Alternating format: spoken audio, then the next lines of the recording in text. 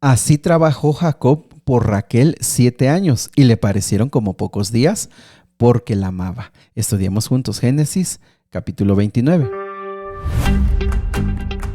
No te quedes solo estudiando la palabra de Dios, invita, motiva a alguien más, atrévete a hacerlo. De veras que hay mucha gente que tú ni te imaginas que necesita tanto la palabra de Dios y que si tú le dijeras, accedería a hacerlo. ¿Cuál es el plan? Todos los días estudiando un capítulo de la Biblia, todos los días orando. Y por supuesto, si quieres recibir el audio, se lo puedes compartir.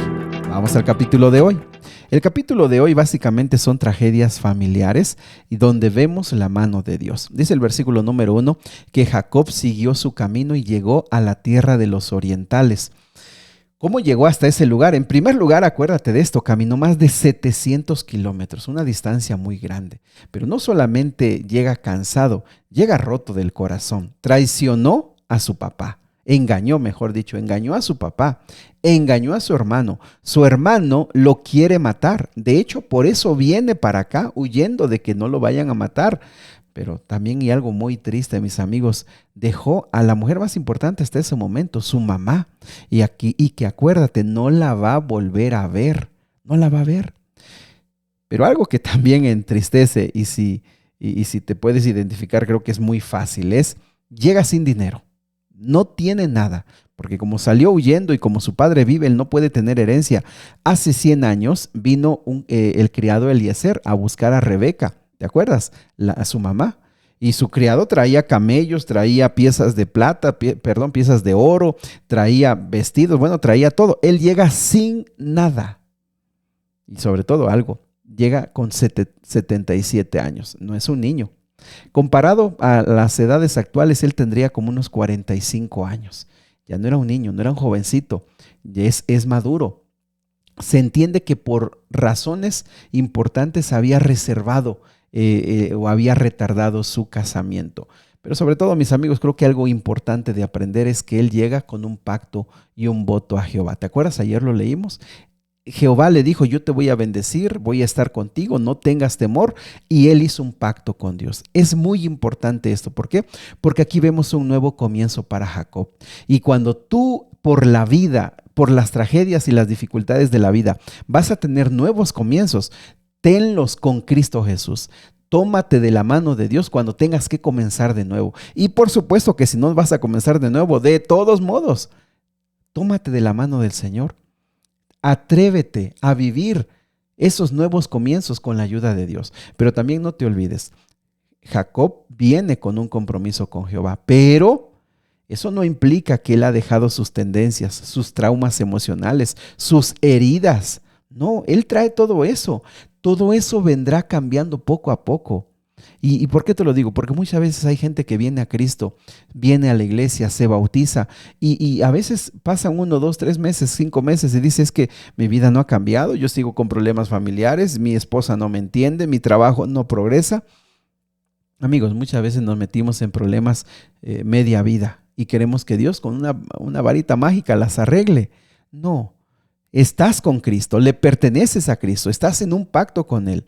Ten paciencia y camina con el Señor para que Él componga lo que hace falta en tu vida. Del versículo número 2 al versículo número 14 se da el encuentro cerca del pozo, ahí hay un pozo, se da el encuentro con algunos pastores, pregunta por Labán, le dicen lo conocemos, de hecho va a venir Raquel por este rumbo, se encuentra con Raquel, le cuenta un poquito de su historia. Cuando Raquel se identifica que sí son familia, le da un beso, llora, y esas son costumbres de esa época. ¿Por qué? Porque Jacob no le falta el respeto, sino que reconoce que son familia. Y después de 700 kilómetros y con todas esas tragedias que te acabo de contar, encontrar a Raquel, por supuesto, que fue un alivio muy grande. Aparte, que era muy hermosa, y desde ese momento él quedó impresionado con ella. Se encuentra con Labán. Labán lo recibe como un hijo, como un hermano. Le dice el versículo 14, es hueso mío y carne mía. Y después de un mes que están ellos conviviendo, le dice, ¿sabes? Pues mira, no porque seas mi hermano me vas a servir de balde. ¿Cuánto será tu salario? Entonces Labán pues tenía 2 hijas. La mayor era Lea, la menor era Raquel, versículo 16. Y Raquel, versículo 17, tenía ojos delicados que hablan de una mirada bonita. Pero Raquel tenía un semblante, un rostro más hermoso y también una figura más bonita. Jacob queda impresionado con Raquel y le dice, te voy a servir 7 años por ella. Mis amigos, en la respuesta de Labán vemos a este padre egoísta, abusivo, tramposo, pero sobre todo también que no le importa meter en problemas y en conflictos a sus hijas con tal de que él se haga de un poco de más dinero. ¿Por qué? Porque como vamos a ver, Labán es abusivo. Y en este caso, ¿qué significa que va a trabajar? Bueno, mis amigos, en esa época se acostumbraba que cuando un joven, de hecho el matrimonio se daba o se pactaba entre los padres, en este caso él no lleva a su padre, él está interesado y entonces él va a ofrecer una dote. La dote, en primer lugar, era una compensación porque la familia iba a perder una hija. Pero en segundo lugar, era una expresión de que su compromiso era serio. Al llevar una dote económica en recursos, era una expresión de que mi compromiso y mi interés es serio, pero no significaba una compra, no, sino que significaba, como estoy diciendo, una compensación, una expresión de seriedad, pero sobre todo también era una expresión de decir, yo tengo solvencia para formar una familia. Así que se da todo este trato, él comienza a trabajar y cuando llega la hora, versículo 21, pues él dice, creo que ya se pasaron los 7 años, muy contento, muy feliz. Mis amigos, llega la noche de boda. Las fiestas regularmente eran de noche, la novia, la costumbre de ese tiempo era totalmente cubierta, de noche, al calor de la fiesta. Él va a la noche de bodas, pero él no se da cuenta que quien entra en la habitación es Lea. Al otro día se da cuenta, va a reclamarle a Labán y entonces, mis amigos, nuevamente ese espíritu egoísta y codicioso de Labán acuerdan que él siga trabajando otros 7 años por Raquel, pero solamente esperan la semana de la fiesta, porque eso duraban una fiesta, y a los 7 días toma ahora a Raquel. Y mis amigos, la tragedia se expresa bien del versículo 31 al versículo 34. ¿Por qué? Porque dice que vio Jehová que Lea era menospreciada, pues no era la que Jacob quería. Y mis amigos, en Lea aprendemos una gran tragedia de la vida. Hay muchas esposas, esposos, hay muchos hijos, hay muchas personas, hermanos que se sienten menospreciados, no se sienten amados, no se sienten valorados, no se sienten con el valor suficiente para merecer el amor. Ahí está Lea, triste, agobiada, porque no recibe de su esposo el valor y el amor que ella merece. Pero fíjate que aquí se ve cómo Jehová la bendice y le da hijos. Fíjate que en cada hijo es la expresión de cómo ella se sentía. Dice que el primero se llamó Rubén, versículo 32, y ella lo puso porque significa, ha mirado Jehová mi aflicción, por tanto ahora me amará mi marido. Apreciados amigos, en esta expresión duele tanto, porque vemos a una mujer tratando de ganar el amor, en este caso de su esposo. ¿Y cuántas veces nosotros que nos sentimos desvalorados y destruidos, hacemos lo mismo? Tratamos de ganar, tratamos de agradar a alguien que no está interesado en nosotros. ¿Cuántas veces hemos sido traicionados por amigos, hemos sido traicionados por hermanos, hemos sido traicionados, en este caso, por el esposo, la esposa o un padre, tratando de ganar un amor? Mis amigos, Lea, en el nombre de sus hijos, expresa sus sentimientos. En el versículo 32 dice que dio a luz a otro hijo y dice que, por cuanto oyó Jehová que yo era menospreciado, me ha dado también a este, le llamó Simeón. Eso significa. Pero la tercera vez, versículo 34, concibió otra vez y dio a luz un hijo y dijo, ahora esta vez se unirá mi marido conmigo porque ha dado a luz 3 hijos. En los 3 hijos ella demuestra cuánto dolor estaba viviendo, cuánto sufrimiento ella tenía. Apreciados amigos, estas historias son tan reales y como contemporáneas, porque hoy sigue habiendo sufrimiento en el corazón de adultos, pero que en el corazón tienen a un niño que no fue amado, que no fue protegido, que no fue querido. En el corazón de una esposa o de un esposo está alguien que se siente menospreciado, no se siente valioso, no se siente querido, no se siente deseado, no se siente amado. Las mismas tragedias del pasado suceden ahora. Pero sabes, no te quedes solamente con eso, porque en el versículo 35 dice que en su cuarto hijo dio a luz un hijo y le llamó Judá. ¿Sabes qué significa Judá? Alabaré a Jehová. Y dejó de dar a luz. En el cuarto hijo se manifiesta la madurez de Lea, cuando ella dice, ya no valgo por lo que me ame o no me ame mi esposa, mi esposo. Yo tengo un valor delante de Jehová y ahora alabaré a Jehová. Mis amigos, ¿sabes? Que cuando analizamos a Lea y a Raquel nos damos cuenta, y no solamente nosotros, sino los analistas que estudian a profundidad esto, se dan cuenta que Lea era una mujer noble, era una mujer de Dios, que nosotros regularmente le hemos dado otro sentido, pero ella era una mujer de Dios y en este caso ella expresa que ha sanado su corazón.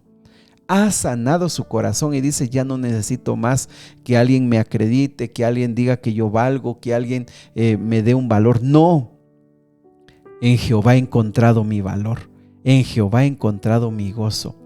Y sabes, de Judá, ¿sabes qué valioso y tan hermoso? Que de Judá vino el rey David, vino Salomón, pero sobre todo de Judá vino Cristo Jesús. Cristo Jesús nació de una mujer despreciada. Cristo Jesús nació de una mujer que sufrió mucho, pero que un día encontró en Jehová su verdadero valor y el Señor la bendijo. Pero mis amigos, la tragedia no termina allí. Dice el versículo número 31 que Raquel era estéril. Y mis amigos, Raquel sufría porque no, aunque tenía el amor y la atención y era deseada por su esposo, no se sentía completa, no se sentía plena, porque en ese tiempo, si ahora para nosotros es difícil el no tener hijos, para esa época era terriblemente peor, porque a través de los hijos se venía la herencia. Bueno, los hijos eran todo, pues, y una mujer que no podía tener hijos era una gran tragedia. Tenía el amor y el cuidado de su marido, pero no se sentía plena. Se comparaba, se sentía menos porque porque al compararse decía, mi hermana tiene 4 hijos, yo no puedo tener. Y en esta mujer también vemos, mis amigos, cuando hay algo que nos falta en la vida. Hay heridas que tenemos en el corazón porque no hemos podido hacer todo lo que hubiésemos querido, porque los sueños y los anhelos del corazón no se pudieron cumplir, porque se destruyeron esos sueños de Raquel de pensar un día voy a abrazar a mi hijo, mi esposo que me ama profundamente, vamos a formar una familia. Los sueños no se pudieron cumplir, los sueños se rompieron, los sueños y las esperanzas no llegaron a su cumplimiento. Apreciados amigos, en la vida, en este mundo, mientras estemos en este mundo, siempre tendremos dolor. Siempre habrá algo que nos falte. Aunque tengamos algo, siempre habrá algo que nos haga recordar que no estamos completos.